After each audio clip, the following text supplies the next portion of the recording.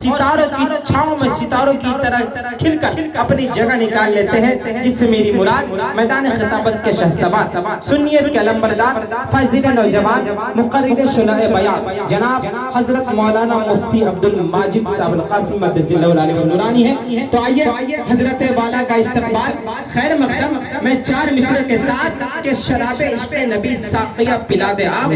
हयात रूह का रंगीन सबक पढ़ा दे आप, नहीं है फिक्र इन्हें रिफत तो बुलंदी की, ये कौम सोई है जरा इनको जगा दे।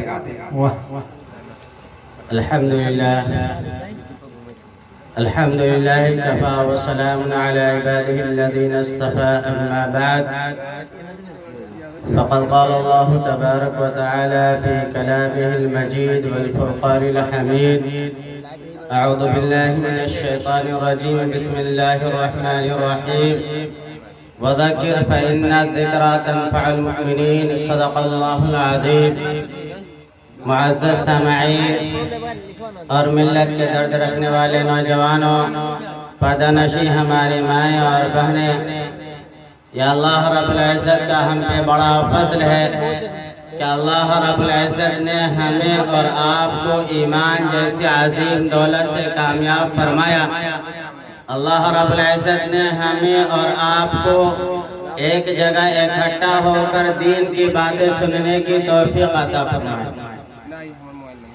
या अल्लाह का हम पे बड़ा करम है, या अल्लाह का हम पे बड़ा एहसान है।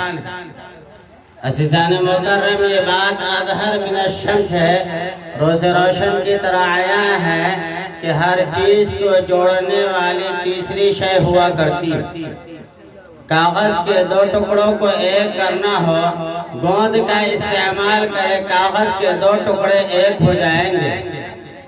कपड़े के 2 टुकड़ों को एक करना हो, सुई धागे का इस्तेमाल करे, कपड़े के 2 टुकड़े एक हो जाएंगे। ईंट के 2 टुकड़ों को एक करना हो, सीमेंट का इस्तेमाल करे, ईंट के 2 टुकड़े एक हो जाएंगे।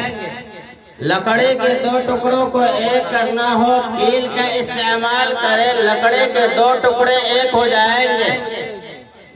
लोहे के 2 टुकड़ों को एक करना हो, वेल्डिंग करे, लोहे के 2 टुकड़े एक हो जाएंगे। अब इंसान के दिलों में ये सवाल पैदा होता है कि जब हर चीज को जोड़ने वाली तीसरी शय मौजूद है, तो इंसानों के दिलों को आपस में मोहब्बत के लड़े और मोहब्बत के धागे के अंदर पिरोने वाली वो कौन सी शय है? तो उसका साफ जवाब है वो शय इस्लाम है, वो पाकीज़ा इस्लाम है,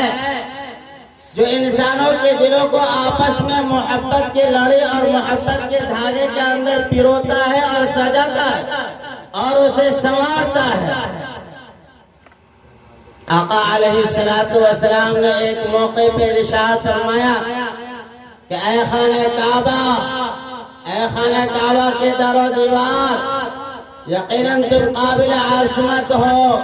तुम काबिल एहतराम हो। लोग जब तक तेरे तरफ रुख करके नमाज अदा न करे, उसकी नमाज नहीं हो सकती।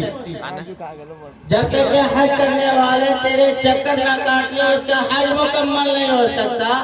उम्रा करने वाले जब तक के तेरा तवाफ न कर ले, उसका उम्रा मुकम्मल नहीं हो सकता।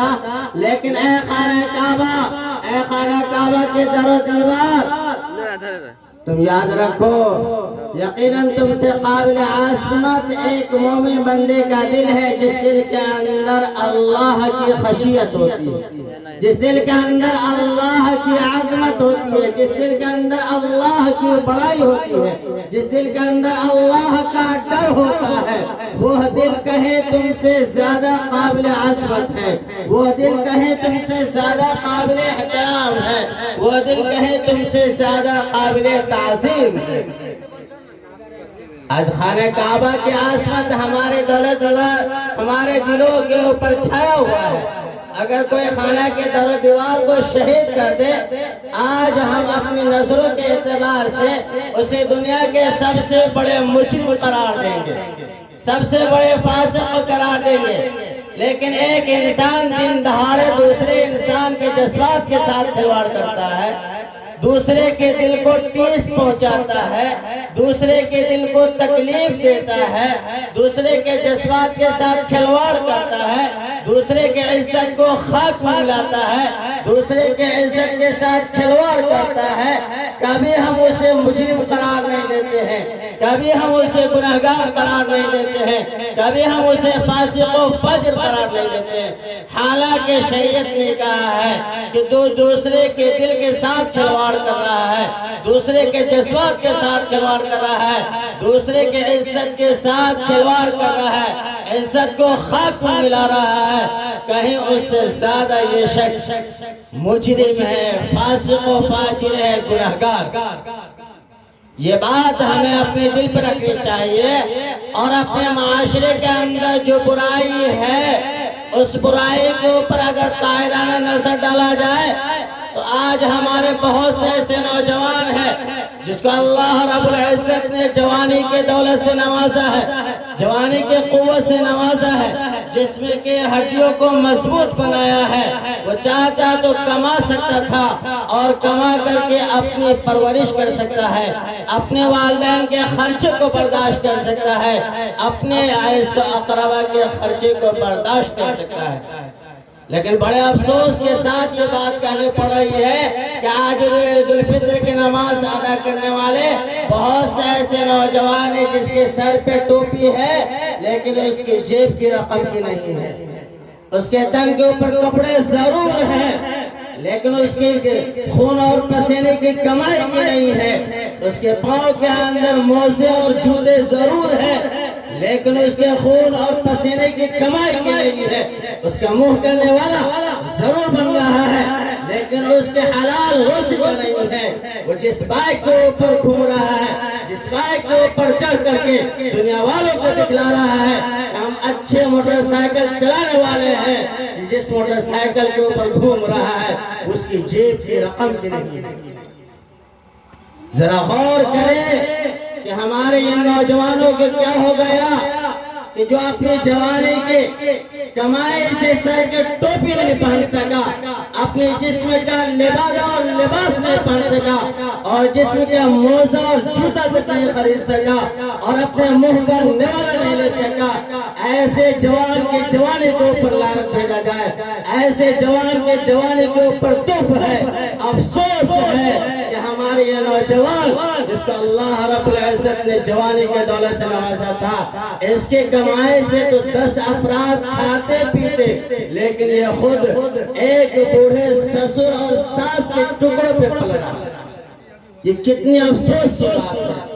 اور یہی نہیں، یہ صرف ہمارے نوجوانوں کی کمی نہیں بلکہ ایک ایسی کمی ہے جس کو آج میں آیا کرنا چاہتا ہوں، جس کو آج میں لانا چاہتا ہوں۔ یہ ہماری مائیں اور بہنیں ہیں، اللہ ان کے عمروں کو دراز کرے، اللہ انہیں صحت کی دولت سے نوازے، لیکن ذرا غور کریں کہ جب ہمارے گھر کے اندر اگر کوئی بہو آتی ہے،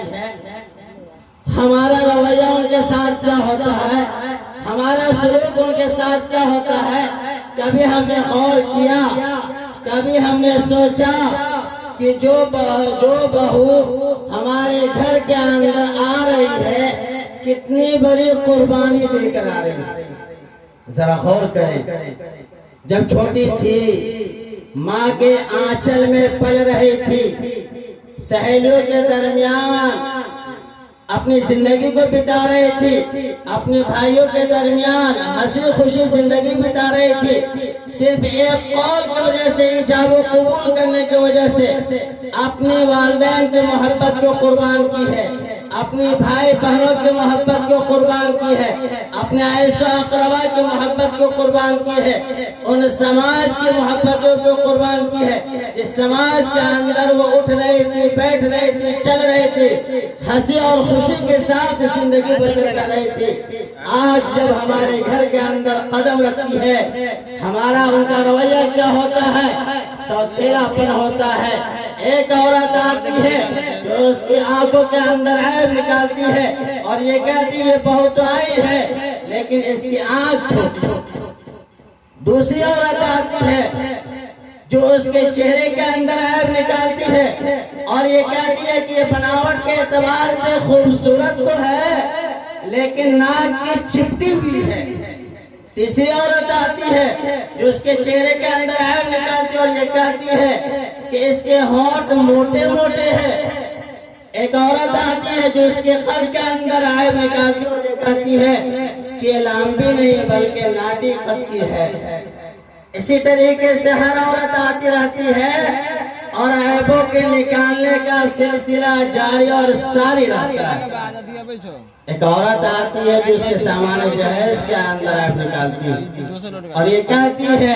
کہ جو لڑکی اپنے ساتھ سامان لے کر آئی ہے یہ قیمتی سامان لے کر نہیں آئی ہے، جو اپنے ساتھ فرنیچر کے سامان لے کر آئی ہے یہ بہت سستے دام کے فرنیچر لے کر آئی ہے، جو اپنے زیورات لائی ہے یہ بہت کم قیمتی زیورات لے کر آئی ہے۔ اس کے ہر زاویے پہ نظر ہوتی ہے، اس کے ہر سامان کو بڑے اچھے انداز سے ٹٹولا اور پرکھا جاتا ہے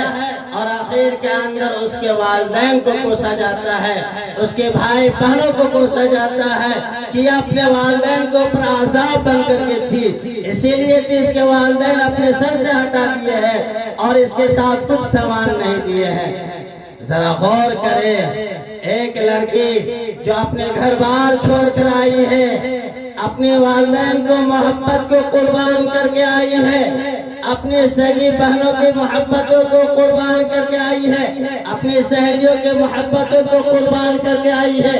کیا اسی دن کے لیے آئی ہے کہ اس کے بالوں میں عیب نکالا جائے، اس کی آنکھوں میں عیب نکالا جائے، اس کے چہروں میں عیب نکالا جائے، اس کے زیورات میں عیب نکالا جائے، اس کے قد و قامت میں عیب نکالا جائے، اس کے سامان زیورات میں عیب نکالا جائے، سامان جہیز کے اندر عیب نکالا جائے؟ نہیں میرے دوستو، نہیں میرے دوستو،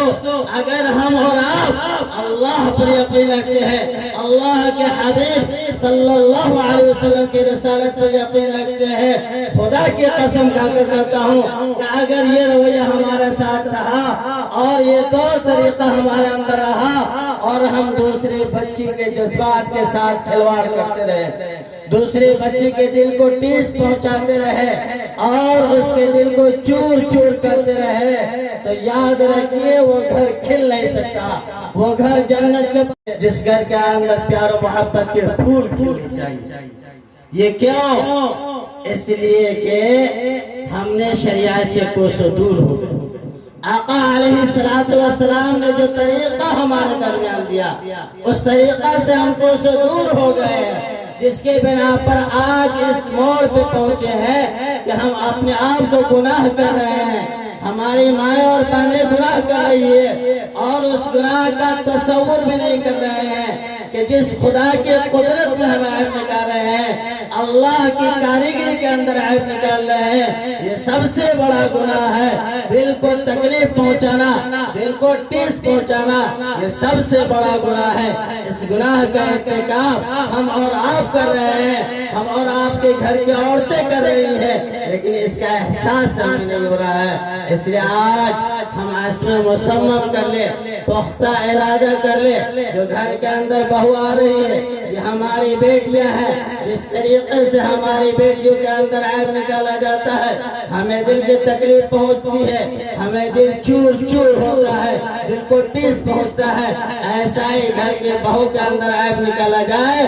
تو ہمیں بھی ٹھیس پہنچے، ہمیں درد ہو، ہمیں احساس ہو، اس چیز کا عزم کرے، اس چیز کا پختہ ارادہ کریں گے تو اپنے معاشرے کے اندر اصلاح ہوگا، اپنے معاشرے کے اندر انقلاب پیدا ہوگا۔ باتیں بہت ساری ہیں لیکن ہمارے پاس علماء کرام کی ایک جمع غفیر ہے، اس لیے انہیں چند باتوں پر میں اپنی بات کو ختم کر